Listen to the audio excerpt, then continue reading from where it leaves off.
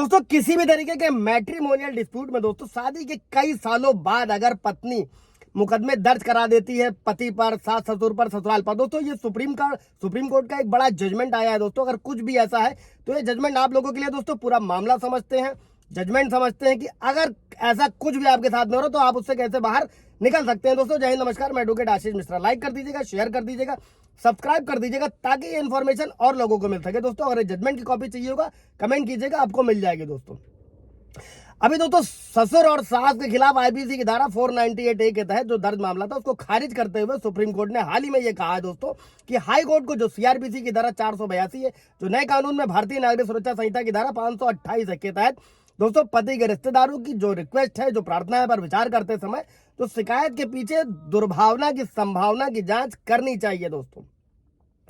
शुद्ध भाषा में भी समझेंगे दोस्तों, साधारण भाषा में भी समझेंगे। और सुप्रीम कोर्ट ने कहा कि वैवाहिक विवादों से जो मामले उत्पन्न होते हैं, जो मामले आते हैं दोस्तों, और जिसमें आरोप शादी के कई सालों बाद लगाए जाते हैं, और वो भी तब जब एक पक्ष दूसरे के खिलाफ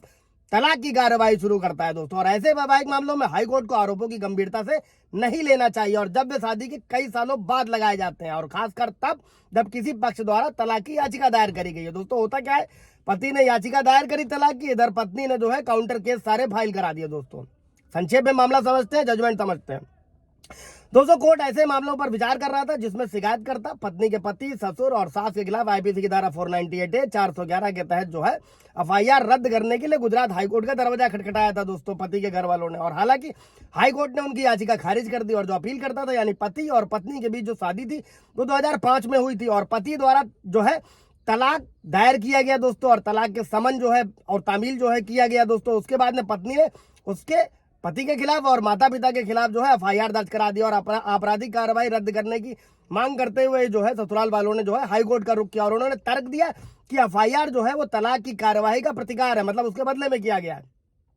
और ये कोर्ट की प्रक्रिया का दुरुपयोग है। हालांकि हाईकोर्ट ने उनकी प्रार्थनाओं को खारिज कर दिया दोस्तों, और कोर्ट ने कहा कि एफआईआर में शिकायतकर्ता ने जो है मानसिक उत्पीड़न का आरोप लगाया था, और वेतन यानी कि सैलरी के रूप में जो धन था, जो अर्जित धन था, उसकी मांग के भी आरोप थे दोस्तों। हालांकि कोई विशिष्ट यानी कि कंप्लीट विवरण नहीं दिया गया था दोस्तों। जो मैं हमेशा कहता हूं वीडियो में आप लोगों को कि जब भी आप कोई ब्लेम लगा रहे हैं, आपको साबित करना चाहते हो, तो आपको सबूत भी कलेक्ट करके रखना है, वो भी कोर्ट में लगाना है दोस्तों। और कोर्ट ने कहा कि एक बार आरोप लगने के बाद वो सही है या गलत है दोस्तों, ये जांच के दौरान जो है डिसाइड किया जाता है। और हाईकोर्ट द्वारा मामला खारिज करने के फैसले को चुनौती दी थी घर वालों ने, सुप्रीम कोर्ट का रुख किया था और कहा कि उत्पीड़न के बाद आरोप जो है वो शादी के 14 साल बाद लगाए गए दोस्तों, और वो भी तब जब तलाक की जो है अर्जी पति ने लगाई दोस्तों।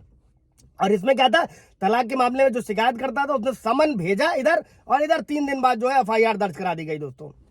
अभी इन्हीं आरोपों पर जो है गौर करते हुए दोस्तों सुप्रीम कोर्ट ने पाया कि जो शिकायतकर्ता यानी कि पत्नी थी, शुरू में शादी में कोई समस्या नहीं थी, बाद में जब सास ससुर दंपत्ति के साथ रहने लगे तो छोटी छोटी बातों पर झगड़ा होने लगा, ताने सहने लगे। वो 2008 से नौकरी भी कर रही थी पत्नी जो है, शादी के बाद अलग अलग किराए के मकान में रहते थे। कथित तौर पर क्या था दोस्तों कि अपना वेतन अपने ससुर को सौंप देती थी, जो उससे वेतन से यानी कि उसको खर्चा नहीं देते, सैलरी नहीं देते थे, मतलब पत्नी ने ससुर को दिया, ससुर ने उसे वापस नहीं दिया। और इसके अलावा जो पति का कथित तौर पर एक प्रेम संबंध भी था, मतलब ये सारे आरोप लगाए गए जो लगाए जाते हैं दोस्तों,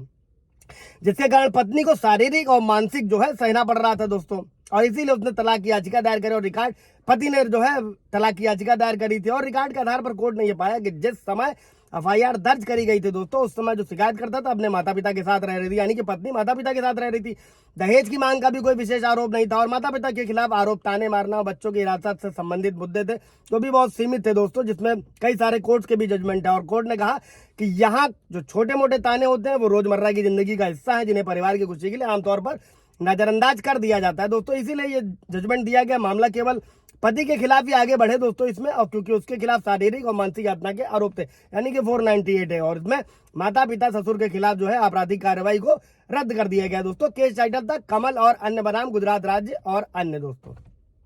सवाल जवाब होगा कमेंट में पूछिएगा। Thank you.